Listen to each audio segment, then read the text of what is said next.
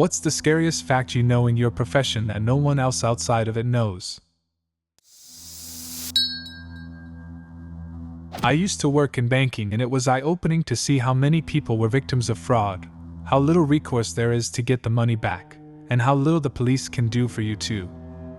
My girlfriend recently got a job at a credit union, and I hear stories every day now of someone trying to scrounge up money to put a bankrupt account back in good standing. As a librarian, you'd be horrified how many books we get returned and have to throw out because they're absolutely covered in bed bugs. We put a block on accounts and notify patrons, but I'm specifically told not to mention this problem to the public whatsoever by management. Shit. I am always paranoid about bedbugs on the chairs, furniture, and public spaces. This does not help. Supply coordinator for a hospital here. Our supplies are ridiculously cheap. That for you were charged $1,000 for? We paid 79 cents for it. We get diapers for about $1 per case.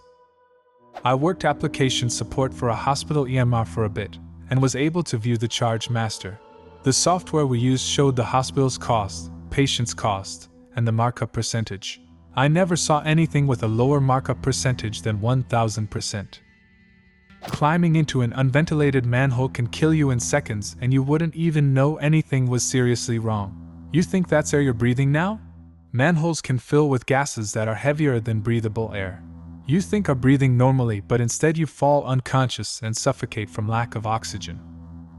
Yeah, you know that feeling that you get that you really need to breathe if you hold your breath for a while? That's not due to your body feeling the need for oxygen. It's your body feeling that it's got too much carbon dioxide in the lungs.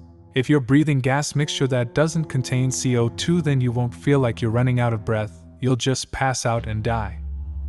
The entirety of the internet is held together by a very outdated and very vulnerable routing protocol.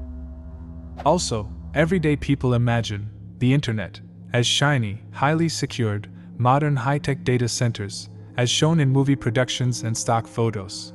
Reality is, 99% of the internet is actually a bunch of crappy 19 racks full of bare metal shit, outdated legacy code, a spaghetti parade of network cables, cooling fans, and underpaid admins. You know how you worry about getting your frozen and refrigerated groceries home and put away before they spoil. Overnight stockers don't. Working in a kitchen, there's a reason many restaurants refuse deliveries between 12 to 1. If everyone is working, no one is available to accept the order and put the perishables away. Sometimes frozen will not be so frozen by the time it gets into the freezer or walk-in. As a mechanic, I have to say that the colder and more distant a mechanic is, the more likely they are to be honest.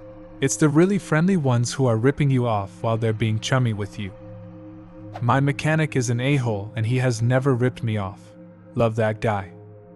A lot of people don't realize it, but graduation success rate can basically be predicted based on their third grade reading ability.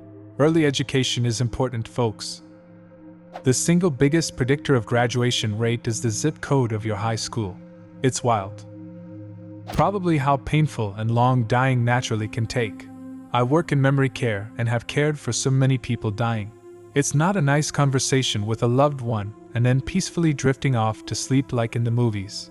Sometimes it can take days, up to 2 weeks once they transition before they take their last breath. Sometimes they scream and writhe for days while unconscious until they pass. Morphine should be a human right. The amount of worms and fish from the ocean is astonishing. I'll never forget the very awkward conversation I had as a chef with a guest in our dining room. She ordered our current fresh fish but only cooked to about medium. I told the server we could only offer this fish well done. The guest was unhappy about that and asked to speak with me. I tried to beat around the bush a little at first, but finally just had to very bluntly but politely explain that this specific fish, manchon aka sickle pomfret, is very prone to parasites and worms. They are very visible when we butcher the fish, and while perfectly safe and delicious fully cooked, is not a good option for sashimi or less than well done. She changed her order. I work in a shelter. Some of our guests are from middle and upper class backgrounds. Bad choices, bad health, bad treatment, and bad luck can happen to all of us, sometimes very quickly. As far as I can tell, the only thing all homeless people have in common is trauma and loss. I got screwed out of a contract end of April. Been unemployed since. I'm a stone's throw from homelessness. It can happen to you. I used to work in child protection. The people most likely to harm your child, or you, are people you already know, most likely family members. You can bar the door against bad men lurking in dark alleys, but when you do, remember who you're locking in with you. I used to live with a lady that worked in child services. She was one of the toughest cookies around, but some nights she would get home, grab a bottle of wine, walk out to the back deck and just 1,000 yards stare until the wine was gone and she smoked a packet of cigarettes. I wouldn't even ask how work had been those days because you could tell she'd been wrecked by something. I couldn't do it. People are so fucking disgusting to children. I work in homelessness. There's lots of scary stuff about this work that people are probably aware of, or are intentionally ignorant of. But one of the most scary, shocking things I learned in this work was pretty early on in it. There are lots and lots of reasons that people experiencing homelessness may be dirty, or not shower frequently. But I have had it reported to me multiple times that a female client is refusing to shower, practice hygiene because being dirty, unclean, stinky prevents men from raping her when she's sleeping outside. Both very scary and very sad. I was horrified by how many people featured on my 600 Pounds Life tried to make themselves fat when they children because they were being sexually assaulted and thought it would make their abuser lose interest. Lifeguard. I cannot explain to you how quiet and how fast drowning is. Even people with some idea tend to think, okay, so barely any noise. No, there's nothing. You might get some splashing right at the beginning if someone's just panicking, but I've seen an adult man get into trouble with absolutely no sound. Even if someone can get their mouth out of the water, they're so locked in on breathing and not dying that they won't yell. Their arms and legs are under the water, and they're struggling so hard that nothing can make it to the surface to splash. You won't hear it. Please, please, please do not take your eyes off your kids in water, even the bath, for even a second. That's all it takes. In my career, I've seen drowning, but I have been fortunate enough to not see drowned. Would love for it to stay that way. Kids are incredibly behind where they should be in terms of education levels, and they just keep getting pushed through. As in, I have a graduating high school senior that doesn't know what 5 times 4 is and can't pronounce the word, illuminate. Working in the sleep world, many people go to bed every night with untreated, undiagnosed sleep apnea. It's not entirely uncommon to see people's oxygen levels dropping to the mid-70s every night, and this is part of their normal routine. Incredibly dangerous, and awareness should increase further. My dad got accused of killing his girlfriend at the time. She died in her sleep apnea. She simply quit breathing and suffocated. I quit breathing as a baby so many times, major health scares, and to this day, my father checks on me at night to make sure I'm still breathing. Kids that were in grade 2 to 6 during the pandemic are frighteningly far behind their older counterparts and have a deep reliance on technology. Having worked with high school kids, they seem to be in a weird place with tech. They absolutely are reliant on it, but they also kind of don't know how to use it. I had to teach a lot of 15-year-olds how to do things like open a file or format a Word document, because the tech they're reliant on is idiot-proof and doesn't require any actual effort or knowledge. It's going to be interesting when they're all in the workforce. I think society assumed they'd be computer whizzes due to being immersed.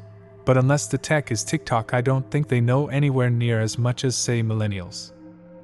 The laxity in healthcare facilities, the staff is under such stress, here in Canada anyways, that a lot of corners are cut to try and save time, but it eventually always comes back to bite you in the ass. Hygiene protocols not respected. Patients left in their filth because you have one nurse for 40 people with alarms going off everywhere.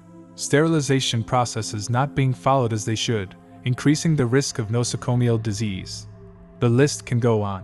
I remember starting to work and being all happy about helping people, and in the long run you have to adapt to the shitty place, because if you try to follow the norms you will quickly get reprimanded by wasting time, resources, or whatever by your superiors. The longer I work by helping, the more bitter I become. You're basically fighting a battle that cannot be won, no matter the effort you put in. It is sad, because at the end of the day, the patient will be the one to suffer. Not saying all employees do their work correctly, hell no. I see plenty of lazy-ass people, but the system rewards those people the same as the one breaking his balls off trying to fix it. The longer I try to do good, the more cynical I'm becoming in this society. When you go to trial, the truth doesn't matter one lick. It's only what the evidence can show. So many clients struggle with this concept. In a criminal case, if you go to trial and lose, you will most likely get a harsher sentence than you think. Elected judges believe they have to appear tough on crime and hope that threat will convince you to take a plea deal so they have fewer cases on their trial docket. This is also true in family law. The one with the biggest stack of paper, i.e. documented evidence, wins. Judges are too busy to get to truth. As an engineer, I know some bridges and structures you drive on daily are technically past their design lifespan. Statistics are often manipulated and misrepresented to fit a narrative. If you look at raw data, or question the validity, statistics and research methods should be a high school course. As a nurse, it's unsettling how many patients I've seen who come in for routine procedures and end up with life-altering complications. It's often a result of rushed care or overlooked details. People assume hospitals are infallible, but the reality is that even in the best facilities, human error can lead to devastating outcomes. Always advocate for your health and never hesitate to ask questions. What's the scariest fact you know in your profession? Leave a comment and subscribe to the channel if you want to see more videos like this one.